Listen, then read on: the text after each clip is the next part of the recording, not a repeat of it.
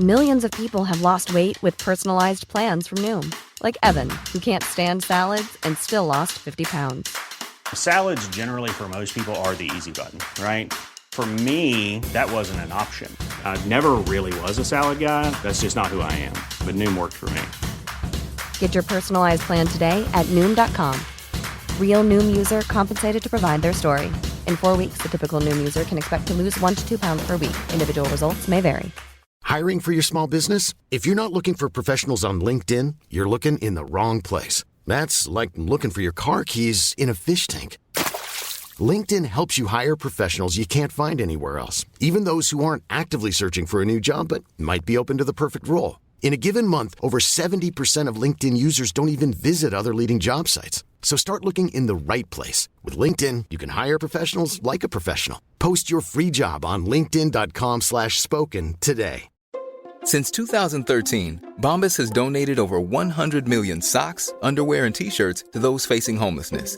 If we counted those on air, this ad would last over 1,157 days. But if we counted the time it takes to make a donation possible, it would take just a few clicks. Because every time you make a purchase, Bombas donates an item to someone who needs it. Go to bombas.com/ACAST and use code ACAST for 20% off your first purchase. That's bombas.com/ACAST, code ACAST.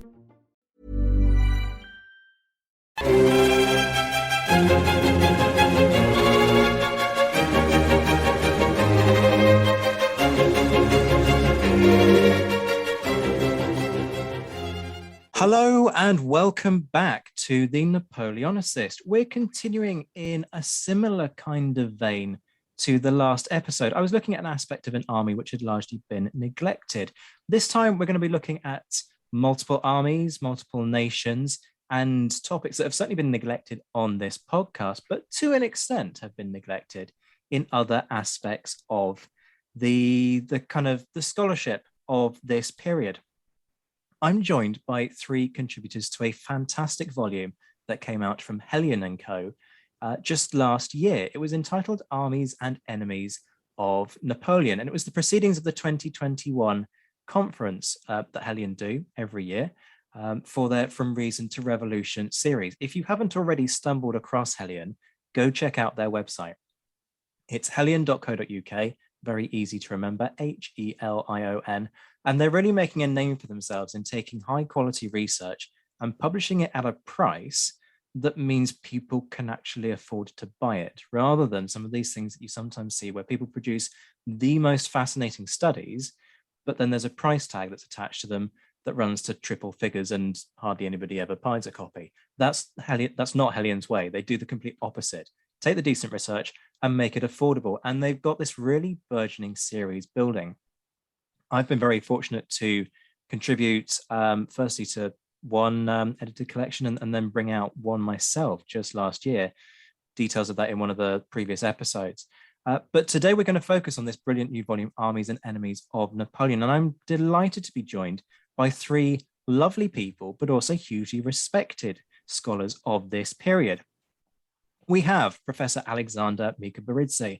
Alex is becoming kind of a regular contributor to this show, and I make no apologies for it because he's brilliant. He's the Ruth Herring Noel Endowed Chair at Louisiana State Shreveport.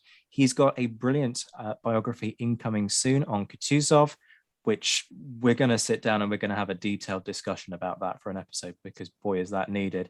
Alex, great to have you on the show again. Welcome back. How are you doing? Thank you so much for your kind invitation. It's always a joy to see you. And I want to, again, extend my congratulations on finishing your doctorate. Oh, that's very kind. Thank you. Still getting used to it. Shaving is sometimes a challenge when you kind of realize that you're staring back at a doctor and it's you who is the doctor.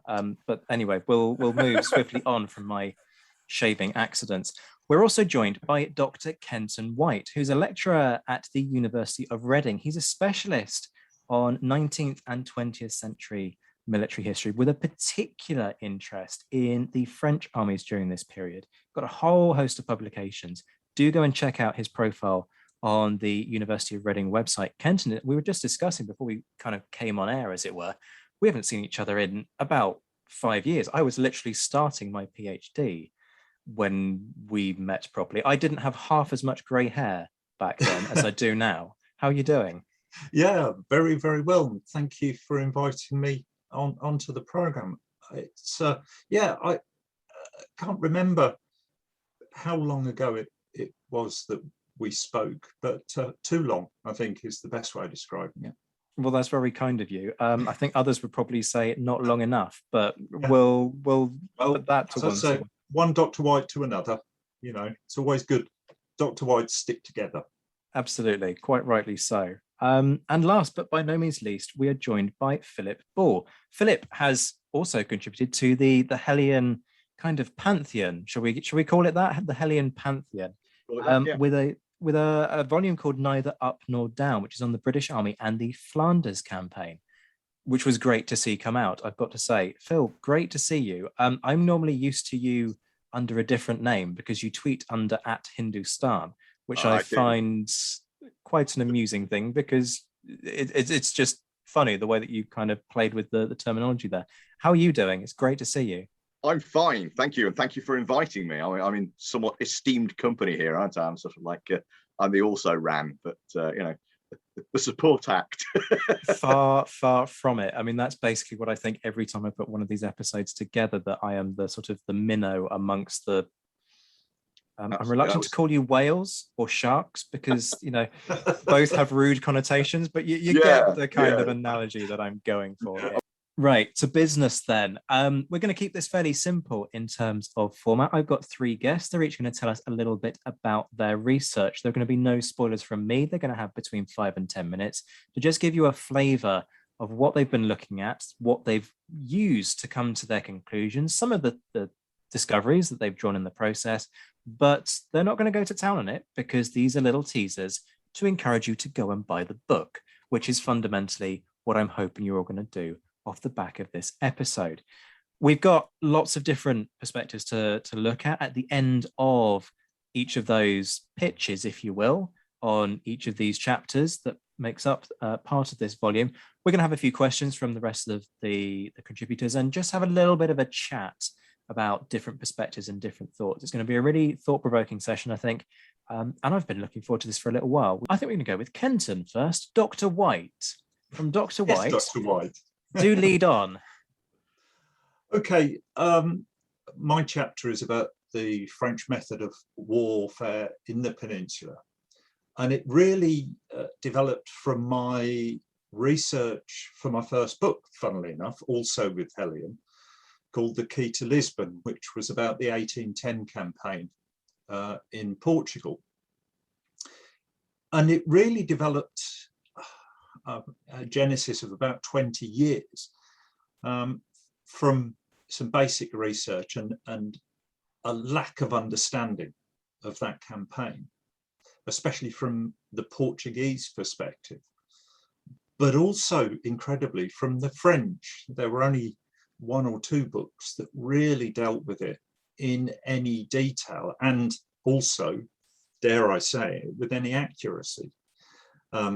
I'll probably get shot down for that one, and deservedly so, but the French method of warfare has been, I think, deeply misunderstood, but also given who was commanding, on the French side, some of the best marshals.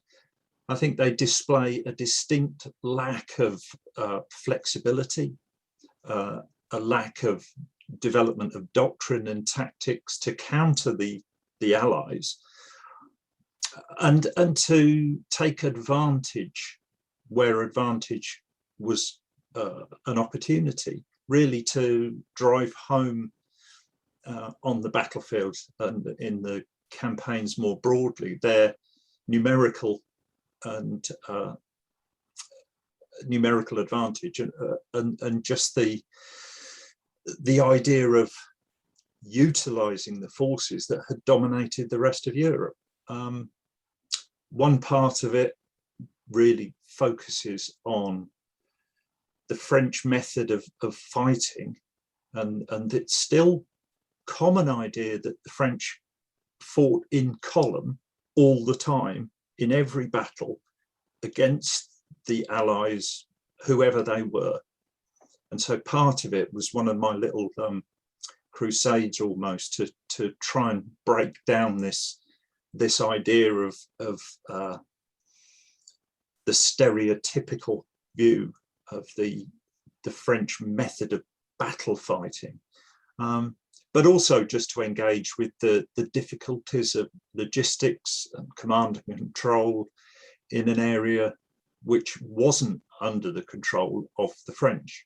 So all of the aspects of how you fight a war, from grand strategy right down to the tiniest of battle tactics, but to try and fit that into 10,000 words or thereabouts is very difficult. So I'm sure I've missed a lot out, but there's opportunity for more research and opportunity for more publications. So I hope that sums up the chapter for you.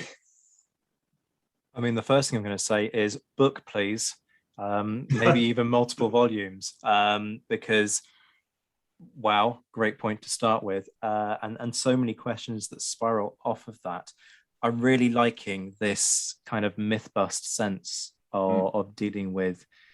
It's almost as though folks have this belief that the French were essentially thick when it came to how they approached fighting during this period, and had no concept of things like loss of men, attrition, etc., and were prepared to just blindly employ the same tactics.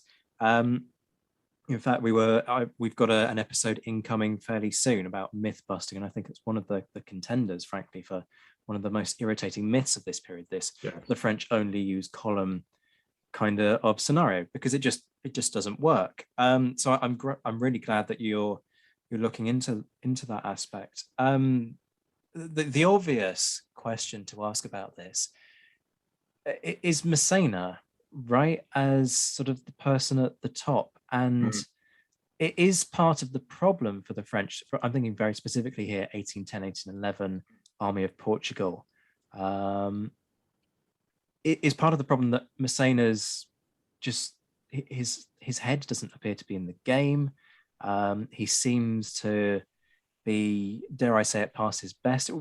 Whichever way you look at it, what you see from Massena 1810, 1811 is not what you see in the 1790s by any stretch of the imagination.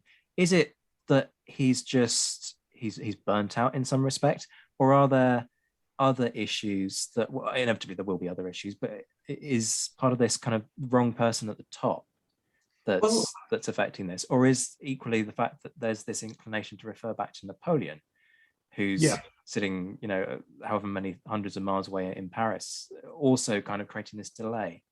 Yeah, I think there's a lot of both of those things involved, but we mustn't forget that Massena had been involved in the campaign 1809 against the Austrians, and had fought very, very well. And there's a great myth that's built up about him not being at his best in the 1810 campaign, but he was a very loyal marshal, and he did what Napoleon told him to do. But we also have the myth of British invincibility, when actually Wellington made mistakes in those campaigns, just not as many as the French did. And we tend to forget that strategy is very often just being that tiny bit better or bit luckier than your opponent. So Wellington was not the infallible general that everybody holds him up to be. Not everybody, sorry, it's an overstatement. Many hold him up to be. And Massena had some very, very difficult subordinates, most notably Ney, and some difficult co-commanders. So Soult should have been supporting him. He didn't care. So you put someone in that position, and to actually get to the outlying villages around Lisbon, I think was a significant achievement by Massena. But the logistics meant that there was no way the French army could be maintained in Portugal. And we mustn't forget that the British and Portuguese devastated the country. And it took decades for the Portuguese to recover. And that's another aspect of the campaigns of the peninsula that we tend to gloss over. Indeed. Two very important points here. We're going to come back to talk about the devastation in just a second. Sure. But you make a really good point, actually, about Wellingtonian, shall we call them, mistakes. What's the point where Wellington comes the closest to an absolute catastrophe for his army on the open battlefield? For me, yes, there are minor actions where he receives setbacks. Let's put that to one side for a moment, because they don't catastrophically change the outcomes of the viability of his army. The point at which he nearly loses his army is Fuente d'Onoro, 1811. Yeah. And that's Massena, Yes. sort of spotting the overextension of Wellington's right and pouncing upon that. And then, sort of this, you've got two debates here, haven't you? To what extent is it Wellington pulling his men back just in time, and to what extent is it a case that the French didn't pursue that advantage that they had quite as vigorously as they might have done? I guess, first of all, what's your kind of stance on that discussion there? Well, spoiler, I'm working on a book on exactly that battle. Nice. As we speak. But my view of that is that Massena was unlucky. Bessieres needed shooting for not following his commander's instructions, battlefield commander's instructions. But Wellington nearly lost his army after Busaco the previous year, which very few people recognize. The withdrawal from Busaco was rushed. It wasn't the slow, gradual, planned withdrawal that has often been talked about. It was rushed, and you can read that in the contemporary accounts. However, the French were not in a position to exploit that. And I think again and again, we see this problem that the French have of exploiting the mistakes that are made by their enemy in the peninsula. And that's a major weakness for them. And again, at Fuente. Can I go back to what you were saying as well about the devastation? Because Sure. there's a big moral argument about this, which is very, obviously it's a very sore point for lots of people, whether it's Portuguese, British or French. There's a morality decision that has to be made is there a moral decision to be made in war? To what extent can you make moral decisions in war, or do you purely go on the basis of strategic necessity? Wellington certainly takes the strategic necessity line. That's kind of what we've come to expect of Wellington, I think. But just, I'm interested in what your thoughts are on that, and then I think we might kind of open that up to others in the room. What was that the right call, in your opinion? Was that quite kind of typical of the period? I don't know whether it was typical of the period.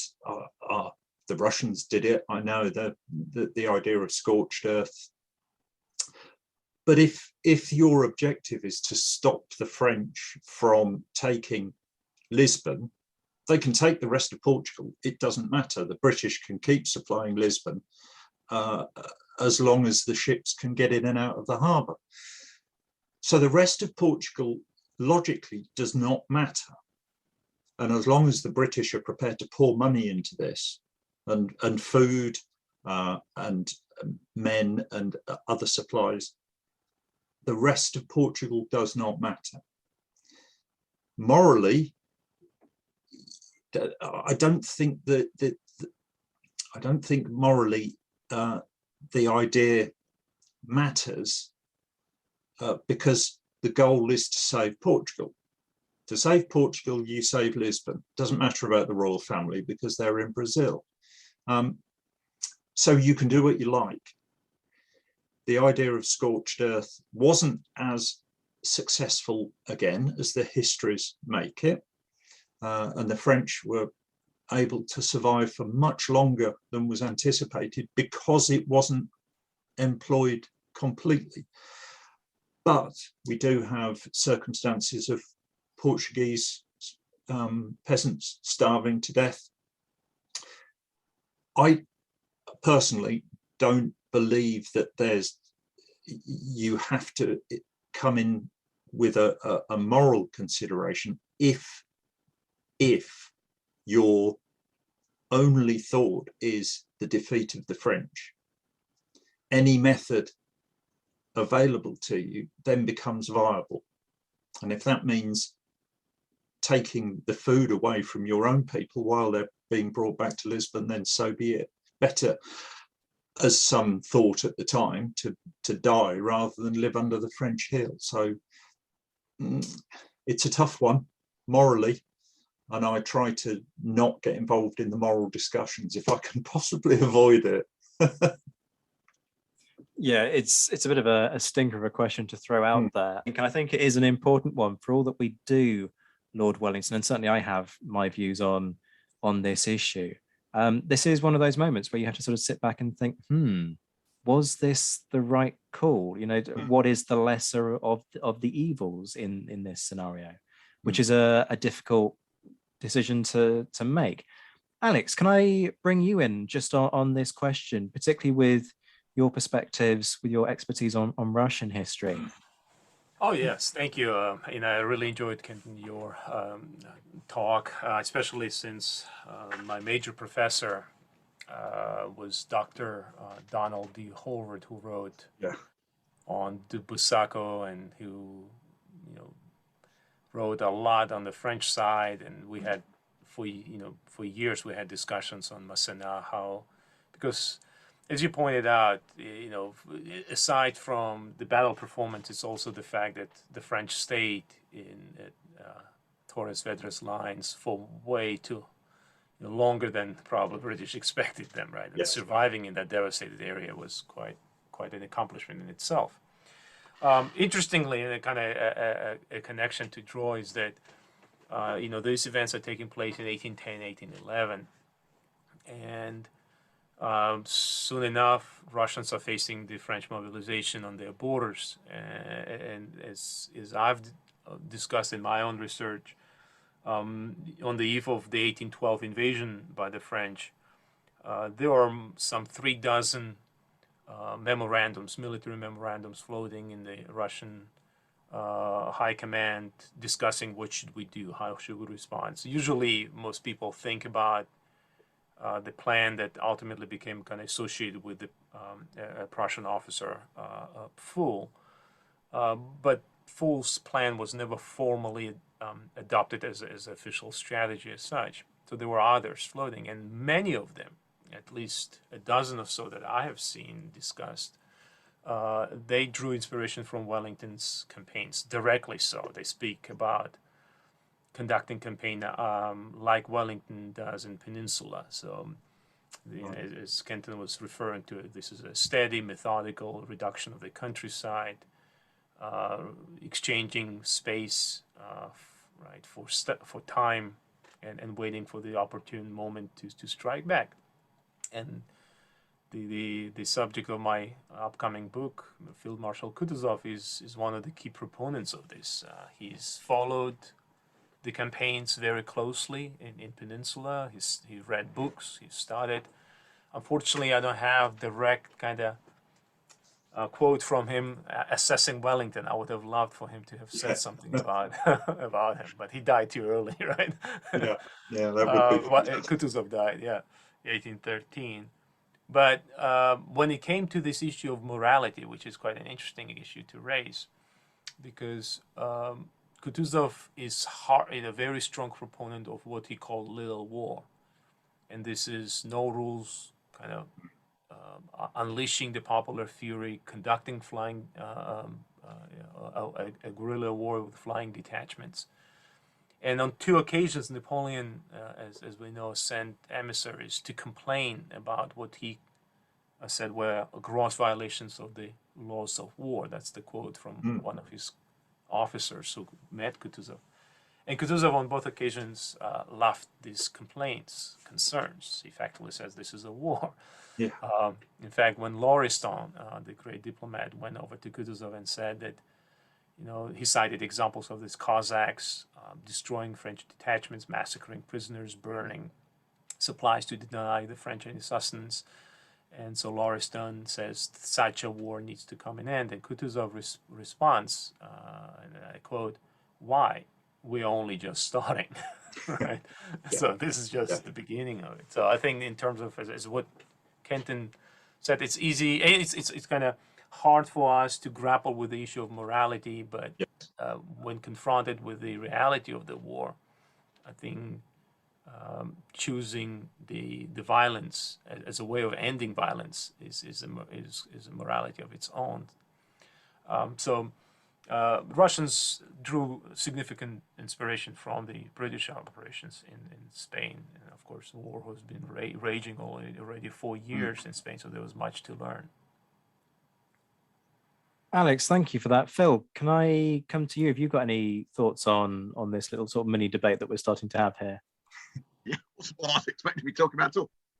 Yeah, I was just thinking that you could say all this really stems from the French policy of sort of living off the land. They call it a policy. Obviously, in the 1790s, they don't really have a lot of choice because they don't have any commissariat. So it's sort of become it's another one of Kenton's myths. The French live off the land. Well, they kind of have to because no one else is feeding them.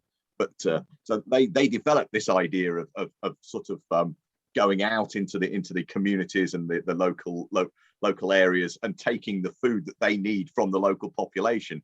But it would be the obvious response to try and deny them that, wouldn't it? I think, and throughout all the British accounts of certainly the 1790s campaign, they go on about how terrible it is for the local populace. It's always, oh yes, it's bad for us, but it's always worse for the peasants. And there's this understanding. So I think perhaps there was a level of morality, but you could say that this beastliness, as it were, is a response to the French doing it first. You see what I mean?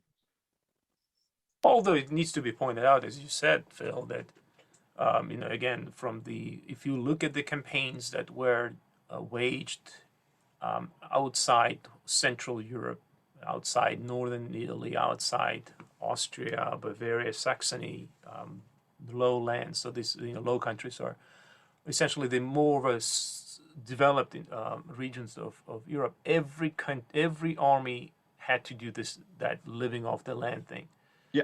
Reading the accounts of what Russians did in Moldavia or Wallachia are just hair-raising, because they had to confiscate or destroy entire villages to extract their resources. I was talking to Zach before we started that I'm translating Benningsen's memoirs of 1806, 1807 in Poland.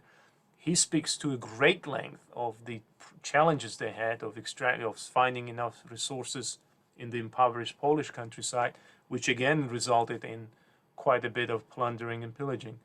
So it is nice when you have a war, in the Lombardy, right, kind of, or Austrian countryside, or in Belgium, where you have prosperous villages close to each other. You don't have to carry all of it.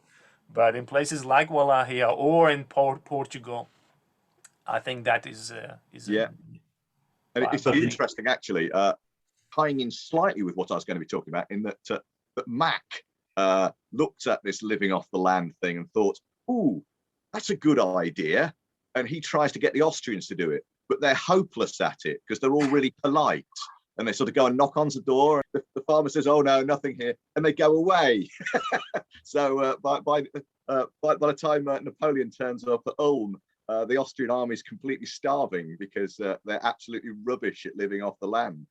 They just don't, they can't bring them, they feel such kinship with the local farmers that they can't rob them like I don't know, the Portuguese or the French or anybody else would do that. I don't know. But, which actually is directly causing issues between the coalition partners. Since before the war started in 1805, Austria took commitments on supplying Russian army with specific numbers of provisions. But when the Russian troops under Kutuzov reached the Austrian countryside, what they discovered time and again is that the Austrians could barely supply their own army, not to mention Russian army, which meant that the Russian troops were starving, which then caused some we did it incidents. To the Russians too. There was a thing when in the Helder campaign in 1799, when they transported Russian troops from the Baltic states, there was if you could skimp on the food a bit, they won't notice, they're Russians. And all the Russian accounts are all like, oh God, they gave us this awful food. And by the time the campaign's over and they're on the Isle of Wight, they're so hungry, they were drinking the lamp oil from the street lamps and putting axle grease from the artillery limbers on bread because they can't stand the rations the British are giving them. It's so disgusting. But you think, oh, that's a bit odd, isn't it? And then you read that, oh, it was actually deliberate policy on part of the British government to try and cut back costs a bit by feeding the Russians only the lowest garbage that they can buy. So yeah, we did it to them as well. Yeah, which again actually spoils the relationship between the Russians and the. Well, I think it was pretty spoiled by then anyway. Exactly. I think it's in direct contrast, though, isn't it, where the British try, not always successfully, to pay in hard currency for whatever they're getting. But we also need to remember that the Portuguese were compensated to a great degree, both generally the Portuguese government, but also Portuguese individuals for the loss of windmills and cattle and houses and so on and so forth. Money was being poured into Portugal. But that actually kind of testifies to the factor that is decisive to the British victory in Napoleonic Wars. It's industrial kind of economic strength, because the Russian policy was also to buy the provisions, but they simply didn't have wherewithal to do it. And equally, whilst we're on this thing about busting myths and sort of deliberating on difficult home truths, let's not pretend that the British system is all that effective. British policy might not be to live off the land. The reality of what the men do is live off the land when they're not getting what they need. Resisting go for it. I'm deliberately resisting the crime and punishment because I've done it often enough. But again, falling back on my strengths, but all the provost's reports from the 1790 campaigns are full of a butcher from the town of Bruges has come in, and soldiers of the 17th had a lamb out of his window, or a pork, or whatever. They're full of. They're always there's lists of complaints from the local populace that they've been in nicking stuff, and all the officers saying, "Oh, it's terrible what our allies are doing," and then the provosts are saying, "Well, actually, it's not just our allies. Although we're officially paying for all this, but as soon as the soldiers get a moment." Just bear in mind as well that these people are, the scum of the earth, as they were called at the time. Yeah, oh, I know. Yeah. That's controversial. I put some of the speech on. Faces have been pulled in response to that. Yeah. But, and certainly the army that went to Flanders in 1794 was described as the worst army that ever left Britain, and it was literally people who were taken out of prisons and things like that. And I think it's Paget who said his lot was so awful he'd rather hope he could take them into action, kill them all off, and get some fresh ones, which is pretty appalling way to think about your men. But perhaps a reflection of the kind of quality that we had in the ranks in that particular campaign. That they were people who if you left it lying around, they would have it. So and there are lots and lots of reported incidents of them doing just that, and sort of stabbing ostlers on the road for a mess of pottage and that kind of thing. It's a lot of violence and theft off the battlefield. They were fine on the battlefield, off the battlefield, not so much so. Yeah. Liability. channeling the violence and theft on the battlefield would surely have been preferable. But that's a that's a I think that's why you conversation. get things like Panahoff. Yeah. They've been let off the leash. Their danders up. They're not talking about morals here. These are people who not wholly, but there's a certain element of the army, perhaps the leftovers from the early 1790s, people whose moral compass isn't quite pointing as true north as we would like to think it did. Yeah, I mean, again, I'll not And go you into know about all this kind of stuff. Yeah, I'm deliberately kind of holding back on Yes. the let's go and talk about British martial attitudes man. to plunder and punishment and how we don't Yeah. plunder for theft and all the rest of it. So we don't punish for theft. But anyway, you and I at some point need to have a conversation about where you found Provost reports, because that's very interesting to me. But we do need to move on. Alex, I'm going to come to you next. Okay. I was delighted to be part of the conference and present a talk on the Russian performance in 1805, and really to look at the Russian decision-making through the prism of the actions of their commander-in-chief, General Mikhail Kutuzov, whose biography, as you've mentioned, I just finished and should be out in July in the United States and late August in UK. And so what I did is, of course, 1805 campaign is probably the most famous of Napoleonic campaigns, understandably so, right? This is brilliant victories, even bigger victory at Austerlitz that really stuns the contemporaries, paved the way for the myth that we're all still grappling with, right, of Napoleon and his military prowess. And of course, there are dozens and dozens of studies on it. But I think one of the problems, and for a variety of reasons, is that much that has been written is Francophile or based on Francophone sources. So my goal, in the last few years, and with writing this book, was to kind of create a more balanced view. Not necessarily to challenge the myth, because in 1805 the French prowess is on display, but rather to qualify it and to underscore to what a degree the French triumphs actually owed to their opponents, and that's especially clear in when it comes to Austerlitz. So my subject, right, Kutuzov is a distinguished Russian officer. He has a remarkable career. We usually, people remember him from Tolstoy, either napping on the eve of Austerlitz or eating fried chicken, allegedly, during the Battle of Borodino. But his career is truly stunning because it spans 5 decades. He served in virtually every branch of the army, as an engineer, as an aspiring artillery, as a staff officer. He personally was responsible for training infantry, grenadier, Jagger regiments, formed light cavalry regiments. It's just stunning to look at the kind of diversity of his military experiences. And then, of course, in 1805, he's given this command of an army sent to Austria, which is the first major command he holds. He commands troops earlier to a great success against the Ottomans, and the Poles. But this is really the big one for him. And you see, Kutuzov as a man who understands the power of the French way of war, the strength of it.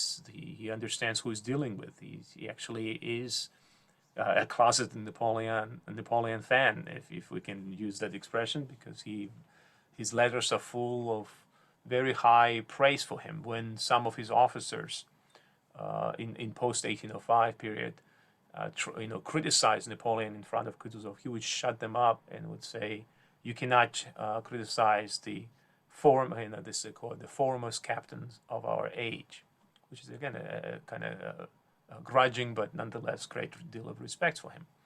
And so what Kutuzov realizes is that in 1805, that by the time he reaches Austrian borders and sees the logistical problems being the foremost, but also once he looks closely to what Austrians plan on doing, he realizes that this plan is not going to work. And so because of logistical and timetable, the Russian army, of course, arrives already too late to provide full support for the Austrian troops at Ulm. They're already isolated by the time Kutuzov reaches Branau on the border of Bavaria. And when Austrians urge him to push on and kind of try to break into Ulm, Kutuzov rationally so and rather smartly decides not to, instead pursues his own policy of this orderly retreat. What I find interesting is this juxtaposition of an experienced, capable commander vis-a-vis a young coterie of officers who surrounded the Tsar. Officers who almost none of them had military experience to speak of. These are people from distinguished families who were enrolled in military service at a tender age, one of them as young as just a couple of months, not even years, and then essentially earning their epaulets while playing with toys, so that by the time they are 21, 23, they already are major generals. And so here you have this kind of juxtaposition of two centers of authority at the Russian army, one with Tsar, who himself is a young man, never experienced war firsthand, surrounded by these ambitious officers who urge him to become the new Alexander by defeating Napoleon, confronting and defeating. And then you have Kutuzov, who's surrounded by battle-hardened officers who understand that the battle with Napoleon will not be easy, and certainly not in the wake of these setbacks.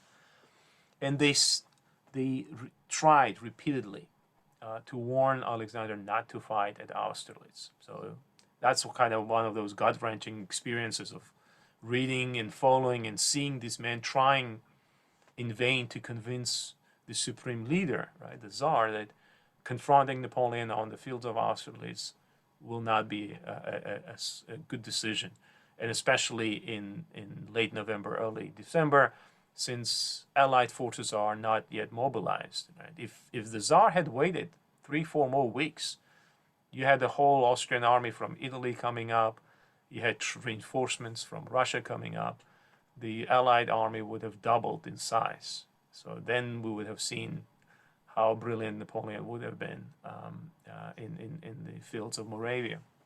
And yet, it is the Tsar who decides to listen to these brash voices, makes the decision to move forward. And even then, kind of to follow this trajectory of it, as you follow Kutuzov and his officers to the fog-shrouded plains of Austerlitz, you see them still on as late as 2 hours before the start of the battle, trying to convince the Tsar to stop. And so Kutuzov famously wakes up and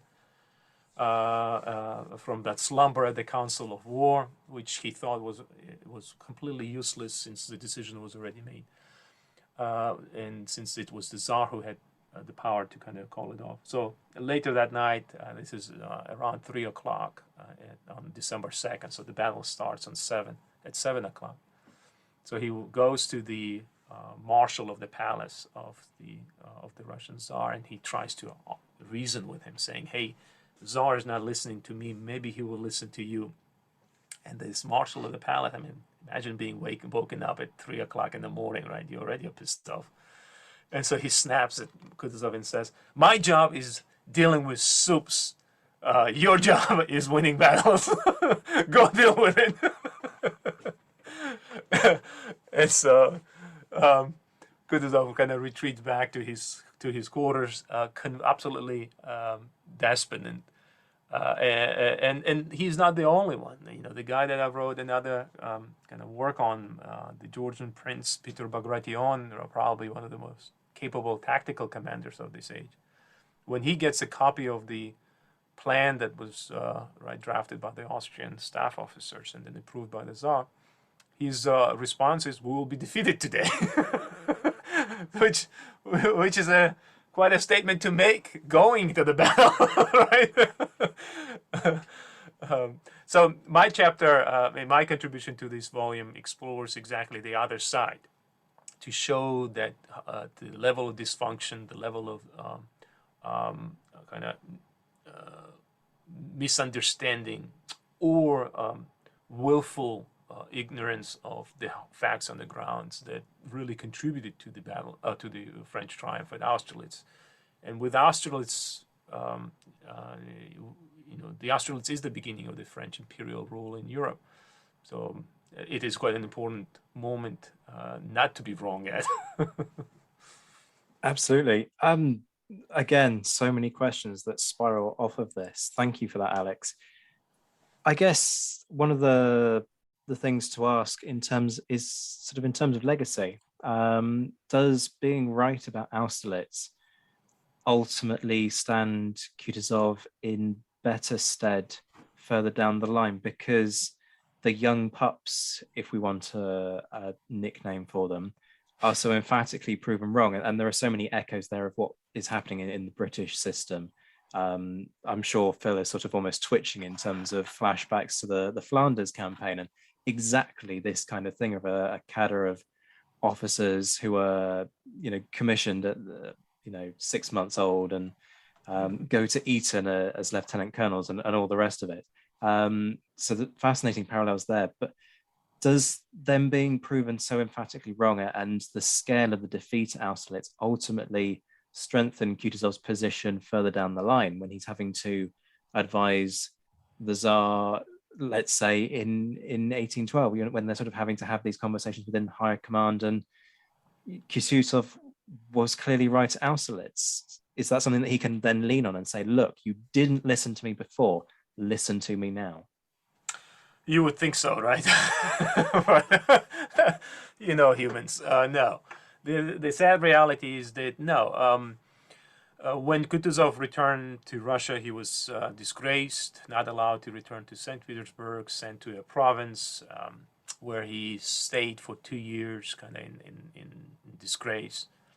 Then he's given various assignments, which he is, again, time and again, he's like a Cassandra, right? Kind of predicts that this will not work, but never pushes hard enough to prevail. And I think that becomes an issue for contemporaries with him, that he might have had the right ideas, but that he was not, and that's a common accusation against him, that he lacked the moral fiber, the strength of the morality, kind of to confront the Tsar, to say to his superior that this is the right way to do it, you have to do it. Now, I always kind of try to understand, that argument, because it's hard to stand up to an all-powerful monarch, right? In case of a Tsar, who can really make or unmake your entire career and your family's fortune. So Kutuzov's position, where he's never pushes too hard with the Tsar. Again, to go back to Austerlitz, right? Even when the battle was already beginning and the Allied left flank was attacking the Davout's positions in the south, Kutuzov was dragging his feet and not committing the center of the Allied army, expecting that there might be a counter-strike. And so Alexander shows up famously at around 9 o'clock with those young pups. And he tells Kutuzov, why are you keeping these troops on top of the Pratzen Height? And Kutuzov says, well, I'm waiting.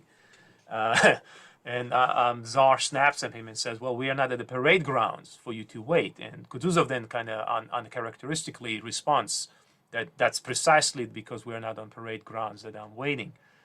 And then he stops, and he kind of realizes that he probably went too far and tells the Tsar, but if you order me, I will move forward. And I think that's kind of a problem, right? It's dealing with the powers, especially with the royal august figures that have so much power.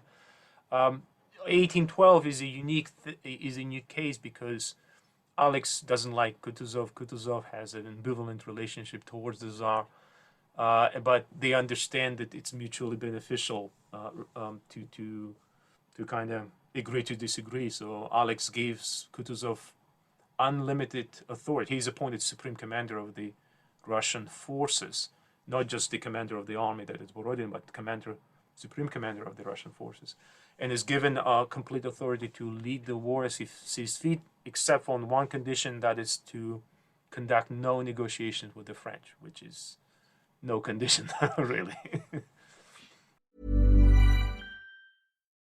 Life is full of what-ifs. Some awesome, like what if AI could fold your laundry? And some, well, less awesome, like what if you have unexpected medical costs? United Healthcare can help get you covered with Health Protector Guard fixed indemnity insurance plans. They supplement your primary plan to help you manage out-of-pocket costs. No deductibles, no enrollment periods, and especially no more what-ifs. Visit uh1.com to find the Health Protector Guard plan for you. Millions of people have lost weight with personalized plans from Noom, like Evan, who can't stand salads and still lost 50 pounds. Salads generally for most people are the easy button, right? For me, that wasn't an option. I never really was a salad guy. That's just not who I am. But Noom worked for me. Get your personalized plan today at Noom.com. Real Noom user compensated to provide their story. In 4 weeks, the typical Noom user can expect to lose 1 to 2 pounds per week. Individual results may vary. Does he need much encouragement on that score, judging from what you've said already this evening? I'm guessing he's quite happy to go with this kind of idea. No, it becomes an issue, Zach. It becomes an issue because when Napoleon stays in Moscow, he spent 36 days in Moscow, which always bothered me, right? A man of Napoleon's talents, kind of mind, ability to grasp the scope of the situation and critical thinking, should have understood that Moscow is a useless position to keep, which is exactly why kind of Kutuzov, and that's I think one of the discoveries I for myself at least, I made is that in 1812 Kutuzov thinks about grand strategy better than Napoleon, who is usually perceived as to be the master of grand strategy. And Kutuzov gives up Moscow for political reasons, rather in political military reasons, expecting, and there is a brilliant kind of moment in his letters when he says, I expect Napoleon to take Moscow and stop, because he will then seek political solution to the war. And Kutuzov is all about encouraging Napoleon to think about it. So when Napoleon sends out these overtures to negotiate, even though Tsar specifically told Kutuzov not to cultivate any offers, not to even meet with the emissaries, Kutuzov meets with them twice. And Tsar chews him out for it, but Kutuzov has this famous, or at least I love that part in his letter when he says that in war you never refuse a political opportunity that presents itself. So if Napoleon wants to negotiate, I'm gonna negotiate the hell out of it, right? Gaining the time, even if I don't mean anything I tell him. There is a maxim, isn't there? Never interrupt your enemy whilst they're making a mistake. Hold on a second. That's that guy right there. And it seems that Napoleon gets hoisted on his own. His own. Exactly. Is it his own petard? Yeah. Wow. I could fire questions at you all night, but we shouldn't do that. Let me open it up to the others. Kenton, any thoughts on this? Yeah, I want to know, Alex, what you think about the idea that Kutuzov was aware of his own limitations, which is why he didn't very often push himself. What you were saying earlier about not having the moral fiber to push his ideas through, but was that because he was aware of his own limitations? He was aware of the limitations of the Tsar or the Russian army or the political situation? What's your opinion on that? Having written this book, I have a better appreciation of the man in the sense as a savvy operator. He's very well versed in the undercurrents at the imperial court. He's very well connected into the wider network. He always is kind of pulling these strings, so he knows to what degree he can push his cause before it becomes too dangerous. And the reason, because he grew up right in the environment where, again, it's a noble-dominated environment. It's a society where it's based on privilege, but also quid pro quo between the nobles, connections, networks. It's not the society like let's say Napoleon wants to cultivate, right? Even there, of course, networking plays an important role, but not to the degree that the Russian society was, or the upper society was, the nobility was all intertwined. So he does understand that, but he also, I think, in the book I kind of emphasized the fact that he understands the Russian army very well, the mindset of a Russian soldier, and he actually is very good at exploiting that, both in 1805 and then especially in 1812. But it's in dealing with the Tsar, I think that's where you see usually the biggest problem for, or at least I see the biggest problem for Kutuzov. But again, if we are in his position, would we push hard, right? I mean, we always talk about it within hindsight, right? We know what happened, and we have 300 years of benefit. But if we are there standing on the field of Austerlitz, let's say, and the Tsar says you got to attack, will you really say no? Will and jeopardize your career, your family fortune, especially in a society like Russian, so soon after Poles reforms of kind of purging of the army and heavy-handed dealing with the nobility. I don't think others would have acted with greater moral fiber in that sense. Maybe they would have approached Tsar in a different way, but Kutuzov never had that closeness with the Tsar like the young pops had, for example, who could maybe sway him. So he was savvy enough to know the limitations with the Tsar and to work within them then. Yes, absolutely. And he was very subtle at that. There is a wonderful quote from one of the contemporaries that said Kutuzov, when it came to court intrigue, was like a worm, like a woodworm that can slowly kind of eat his way through the timber. And I found that kind of imagery stark, that here you have this kind of great hero, right? At least that's the myth that we are confronted with, but compared to a woodworm who can undermine anyone. I love that analogy. I just love it. But also, I think we're getting a really clear indication of you as a master of this material, Alex, which is fantastic. Phil, let me hand it over to you. If you've got any questions in relation to this chapter. Well, most of them have sort of pretty much been asked, but could he have won at Austerlitz? Kutuzov have won. Yeah, so if we follow what Kutuzov was proposing, and we only know a very broad, kind of general sense of his plan, it would have been a Fabian approach. In fact, interestingly, Kutuzov's nickname was, he has Mikhail is the first name, and patronym name is Ilarionovich. Well, he was, for contemporaries, he was known as Fabius Ilarionovich, because he was always, in earlier campaigns, always proposing a very cautious, methodical kind of approach to the war. He does that with Turks, and I have a lengthy discussion of his brilliant campaign in 1811 against the Turks, which takes advantage, which actually kind of sums up his really approach to war. So I do think that in 1805, if they had listened to him, Russians would have retreated further back, waited out for the Archduke Charles to come up with somewhat almost 90,000 men, and that's would have tipped the balance. If nothing else, at that time, this extra 3-4 weeks would have gained Russians enough time, enough kind of given them the window to sway the Prussians.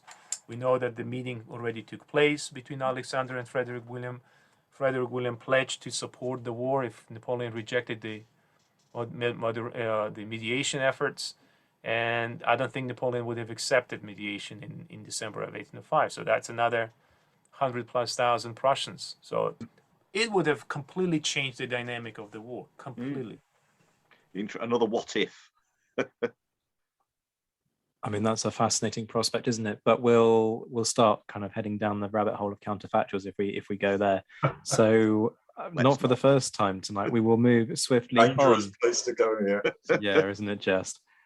Phil, take me through your chapter for this one. Okay. Well, for this particular thing, I looked at General Mack, who's sort of the opposite of Kutuzov in that he's famous for being a bit rubbish, really. I came at this from the research for my last book, Neither Up Nor Down, because the British had a really high opinion of him, and it was he starts he's in the Austrian he's on the Austrian staff at the beginning of the war, and he has a bit of a falling out with Coburg and particularly Thugut, the Austrian Chancellor, and he gets slung out. And the British are agitating from the point he leaves for him to come back. And it's always pretty much, ticker tape parade in London when he's reinstated. They put him on a fast boat and have him, he's in the middle of planning a campaign. It's like, oh no, come and speak to us. Come to London. And they bring him over to London, and all the politicians come around and they fete him and they discuss the campaign. Oh, they're very excited to have Mack back. I'm like, what? The unfortunate General Mack. So I was a bit with all these things. There's a bit of a hook for the historian, isn't there? You think, oh, they thought he was great. It's like, based on what evidence? And so I came at this chapter really from the sort of perspective of reputation. How is it you can have how do you get a reputation? How do you lose a reputation? And so I didn't really know very much about General Mack or anything sort of around him. So I had a bit of a probe, and say it was largely off the back of this the Flanders campaign. And very interestingly, he in the second phase of the Flanders campaign in 1794, he draws up what is called the Plan of Destruction. So the French have become extended around Tourcoing, and he gets his maps out and he draws big arrows on them, and he's going to destroy the French armies. And it all goes horribly wrong, of course. And one of the interesting things that came out of that, strangely from German sources, was that he was done in. He was they conspired against him, that the Austrian High Command disliked Mack to such a degree, and the Duke of York, but we won't mention him right now, but they wanted this plan to fail. Really? And there are a couple of accounts that sort of back this up to a degree. Although the British generally, the British Adjutant General said, well, you've only got to look at it to say that plan was never. But again, it's a hook. It draws you in, and you want to know how this man got into this position, why everyone hates him, and how he gets reinstated. And it's a fascinating story. And was he as bad as everyone says he is the other thing. He calls himself the unfortunate General Mack, and lots of people said very rude things about him. Generally, after he'd cocked it up, shall we say? But and I wanted to know why. And certainly, when you look at his way of waging war, you say, okay, yeah. People say, well, he fought in these widely dispersed columns, converging. They march divided, fight united. Well, that sounds kind of familiar, doesn't it? Wasn't that what Napoleon did? It's like, okay, so basically this man has been castigated by history for doing pretty much the same thing that the greatest captain, as we mentioned him earlier, of the period was doing as well. So what's the difference? Why did it go wrong for him, and why did it work, say, at Austerlitz for Napoleon? And I just looked into that, really. I just dug away at it and sort of tried to get to the bottom of why he became popular and why it all went wrong for him, really. Wow. I'll be honest, I'm still reeling from Plan of Destruction. Oh, right. Which has a slight air of being on a par with describing the Titanic as unsinkable, doesn't it? In it's terms right of drastically what happens when you do your own PR? Yeah, exactly. You know, talk about overselling something and tempting fate to make it go catastrophically wrong. Well, why on was paper, which is how he planned it, he'd got them banged to rights. There was no way they were going to get out of that. He had 11 columns converging on this stranded.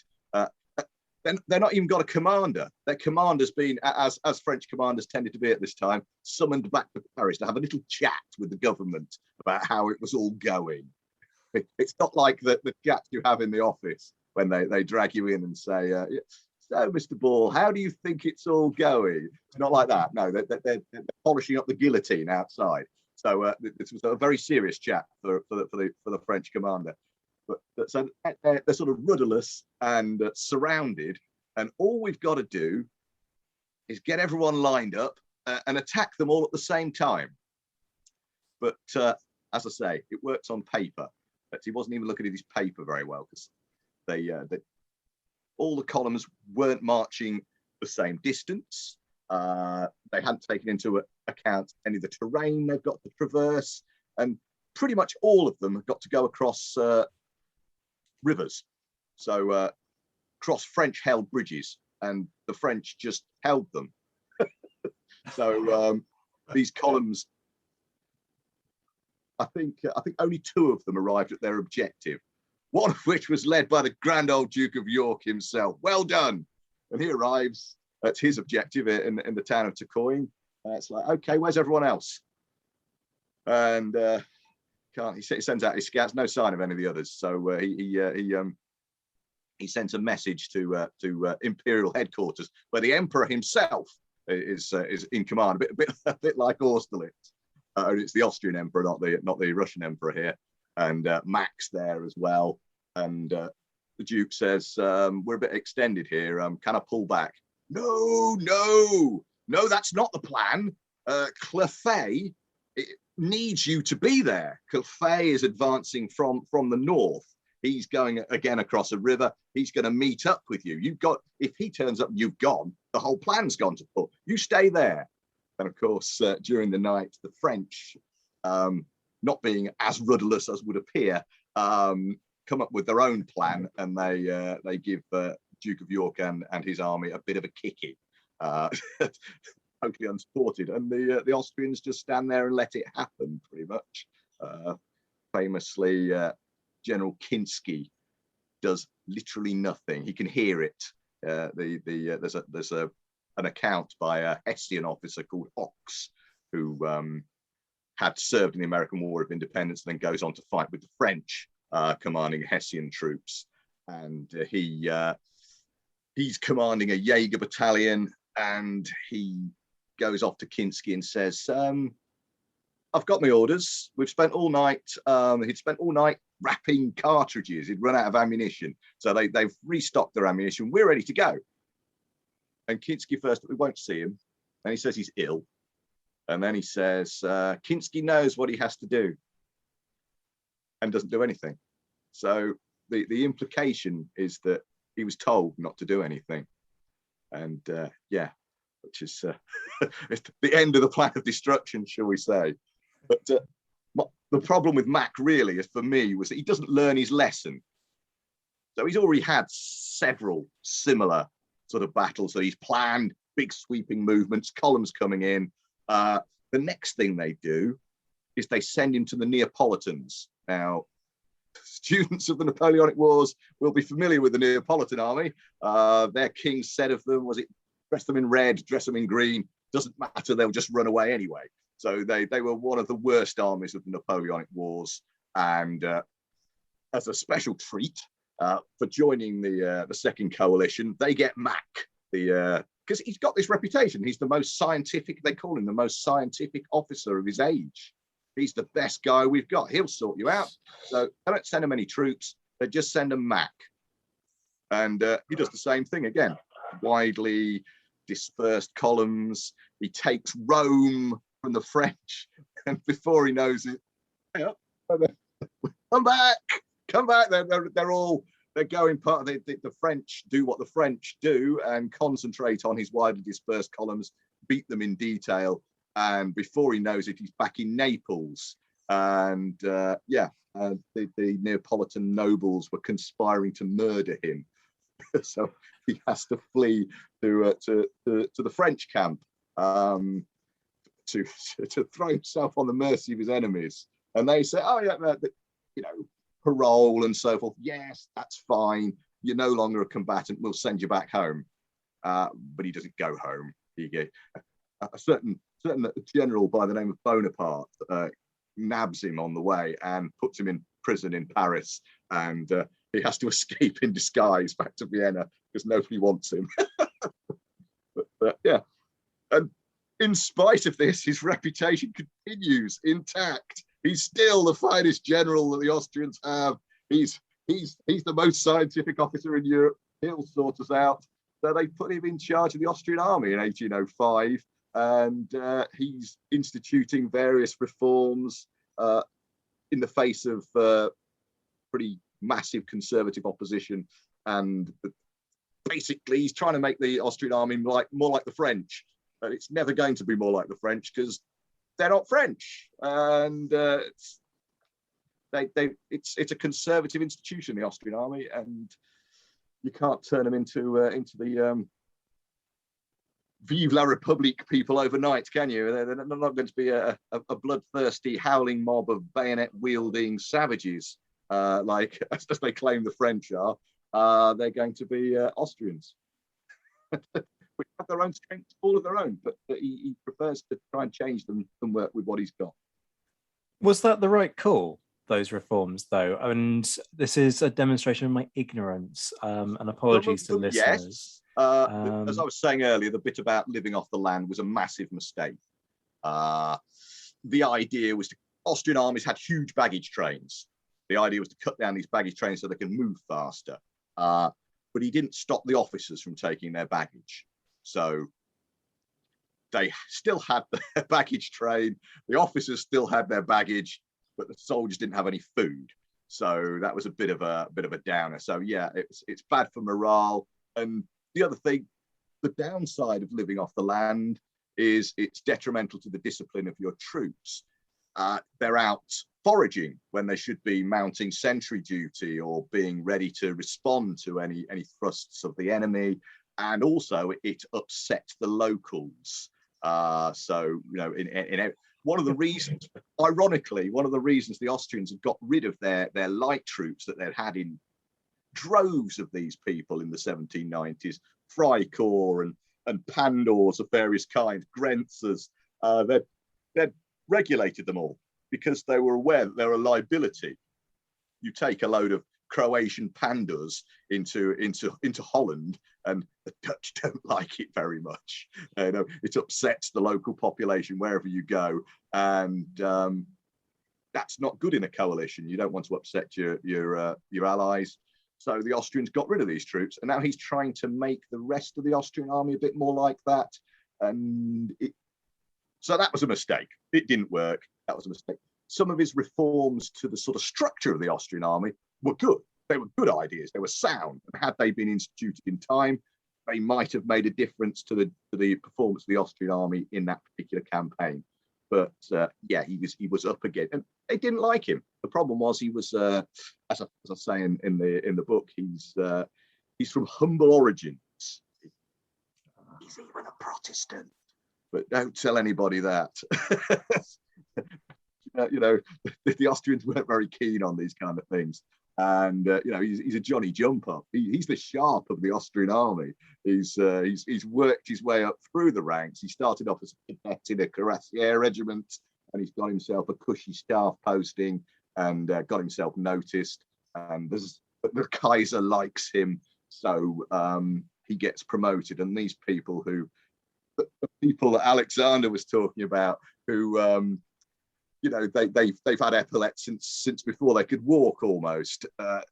From the oldest families in the empire, they've got titles as long as your arm. You don't want Mac in charge. Who the hell's Mac? Never heard of him. Where are his lands? Oh no, we don't never not having him in. God. Yeah, so he wasn't popular, so he's always going to be up against that. Wow. Just wow, you've actually covered what was going to be my last Sorry, question. yeah, I just blizzard, haven't I? I did warn you. I haven't spoken to anyone for about 3 days. No, it's great. Let me, because I have nothing else to ask, because I was going to say, why is he unpopular? Let me throw it open. Alex, what are your thoughts on this? Oh no, I thank you, Phil, for a wonderful discussion. It's easy to dislike Mac. Right? It's kind of easy to hate him because in many respects he makes it easy. But I kind of feel bad for him as well, and because you pointed it out that he comes from a humbler background. He works tirelessly to get himself through the ranks, and like what we've talked about in Kutuzov, he is the product of the circumstances, largely ones that Joseph II, the Austrian ruler, created by promoting, kind of encouraging young, talented men to rise through the ranks, when in previous years this might not have been possible. So as you mentioned, his religious and social background, I think, shapes him in that he does need to work harder, but also to prove, right? He needs to prove it repeatedly that he deserves to be there. And having read in his German biographies, and I think the one that came out recently by Graham is certainly one of the best I've seen. I think the thing that really strikes me is this guy's ability to convince people that he's cool. Right? Yeah. This kind of persuasive power that he has, because he's just showed Bill after so many screw-ups to come back. Yeah, exactly. He's still considered to be Napoleon meets him and says, this man is nothing. He's just very, very self-confident. He thinks he's amazing, but that's what you get exactly from Austrian side too, that they all talked later on, kind of commented that he has amazing power to convince others to kind of accept, right, sell himself, really. That's what he's doing. Yeah. Yeah. And he's incredibly brave, and he works immensely hard. I mean, he gets injured in the siege of Belgrade years before. He's got a permanent head injury. He has to wear a special net to keep his head in, almost. I don't know what it's for. It's commented on that he wears this strange hairnet, and he has to lie down a lot. And pretty much every crucial point, he's ill. He's collapsed. I think it was the battle. Oh, no, I can't remember which battle it was. One of the earlier ones, Neerwinden. The Battle of Neerwinden. He's had to go to bed because he's collapsed through nervous exhaustion. And they wake him up. It's like, Matt, Coburg's trying to retreat. He's what? What's going on? And he gets on a horse and he goes out and has a look. And it's like, no, we're winning. What was he talking about? That's not the retreat. And they say that's the pivotal moment. He got out of, and he just does this again and again. This energy, he has this energy, and like you say, this ability to persuade other people that. And I think that's why the British like him, because they're used to these reserved, restrained Austrian officers who don't really like that. They like to besiege places. Basically, we'll set up a perimeter. They're very good at besieging places. But Mac's talking about, we're going to be in Paris by Tuesday. It's they like this. It appeals. I think Fortescue, John Fortescue, the great British author, he has a wonderful passage when he says that kind of talking about the confidence of Mac, that Mac never made an allowance for possible failure for any of his combinations. But it testifies to that self-confidence. Yeah. Whatever I do, it's going to be right. Yeah. Even after repeated failures. Yeah.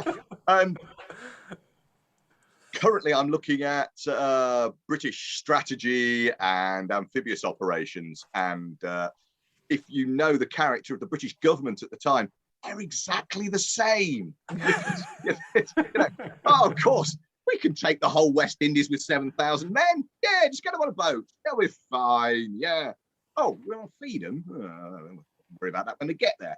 But, it's the same mentality that, they invade the Netherlands in 1799. The British are already talking about what they're going to do with those men next. There's no possibility that they're going to fail. There's no possibility that any of them are going to die.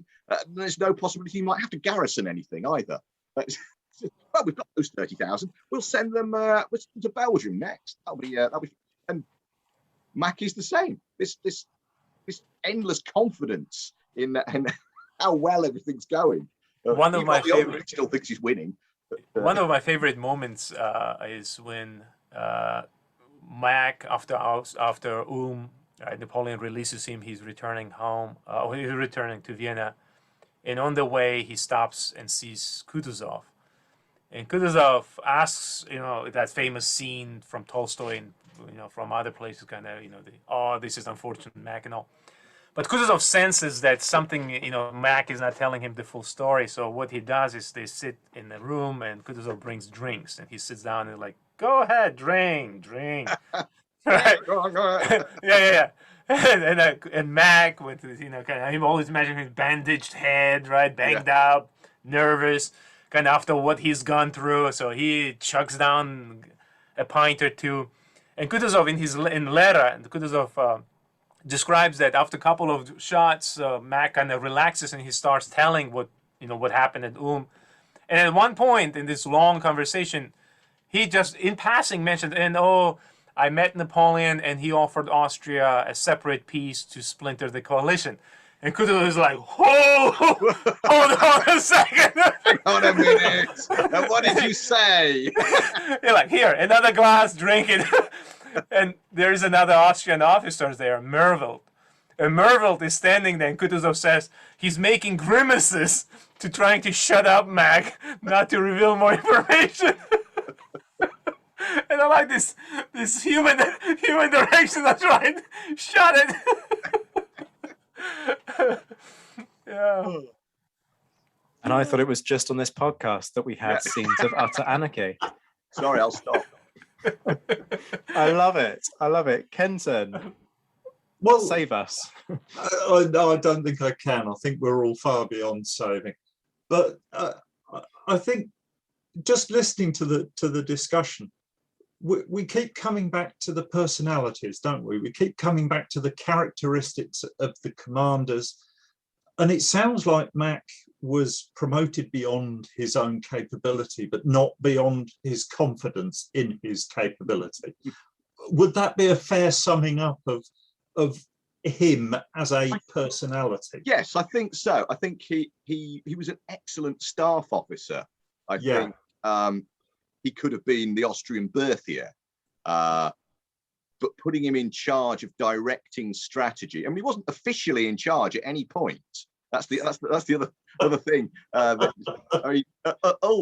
He isn't in charge. It's one of the archdukes who hates him and doesn't take any notice. So he can walk away and say, "Well, look, I wasn't responsible for that." No, but they tell him he is. Oh, well, yeah. You're not in charge, but yeah. Yeah. Oh, so he clearly has some ability in some areas, but he's probably not the man to have in charge. I think is the idea, and teach him to read a map properly might have been Wow.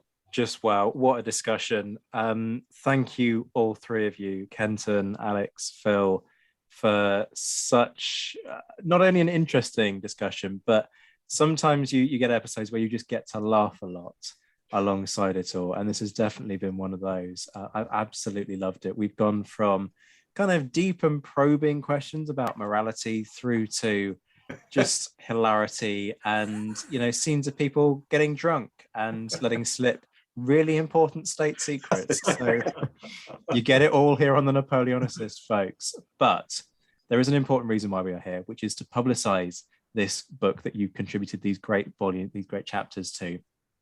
Folks, head over to the Helion website. Do not, I beg you, go to Amazon in order to give all of the profits to Jeff Bezos, who instantly takes that money and transforms it through magic into rocket fuel. This is my pet hatred.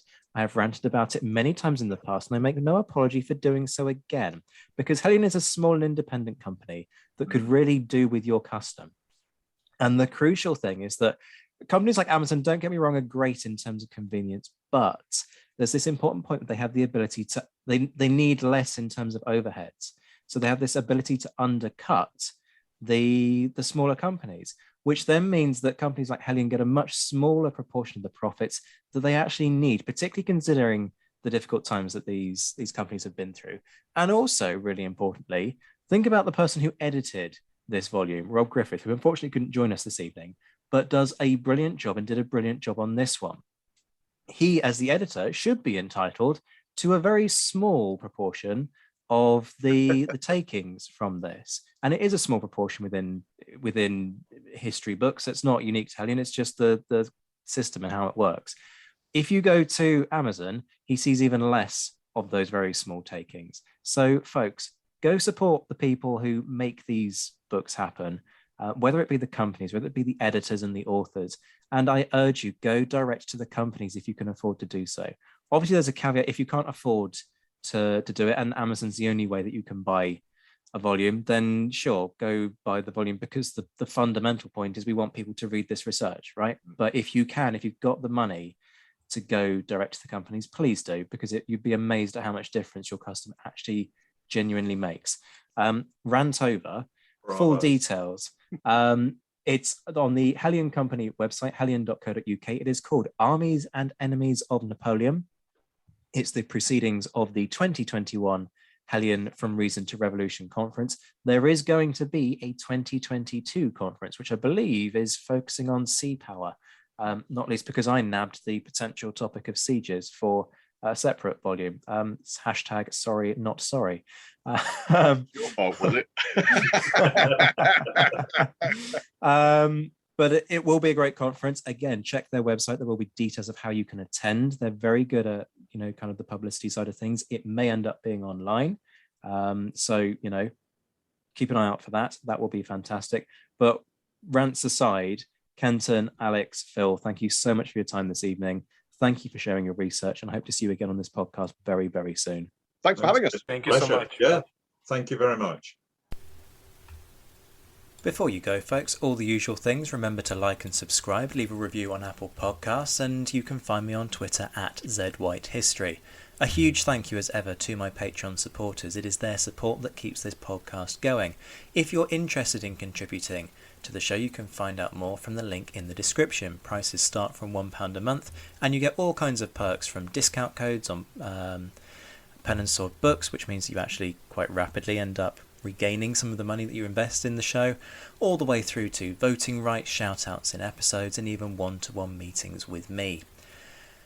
If a regular subscription isn't your thing, which believe me I completely understand, you can leave one-off tips via Ko-fi. Again, the link is in the description, and all the money gets reinvested into producing more content further down the line. And I have a big project in mind involving footage from battlefields that could potentially be a really engaging, exciting project if I can bring the money together to make it happen.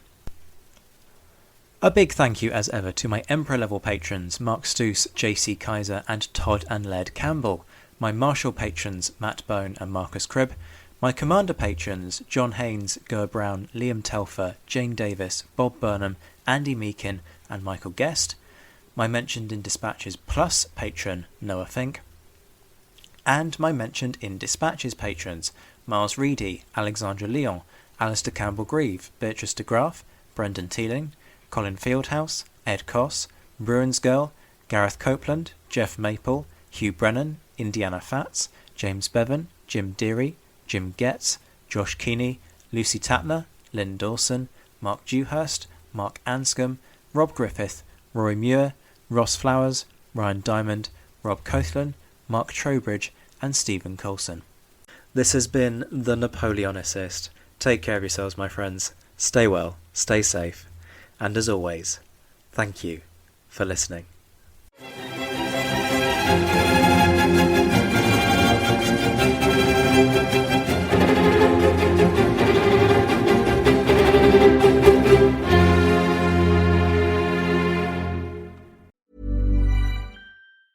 AdWanted UK is the provider of single-source media data for agencies, media owners, brands and academic institutions.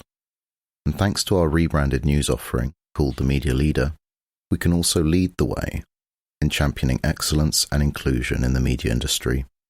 To find out more, simply visit the-media-leader.com to subscribe to our daily bulletins. The Media Leader from AdWanted UK.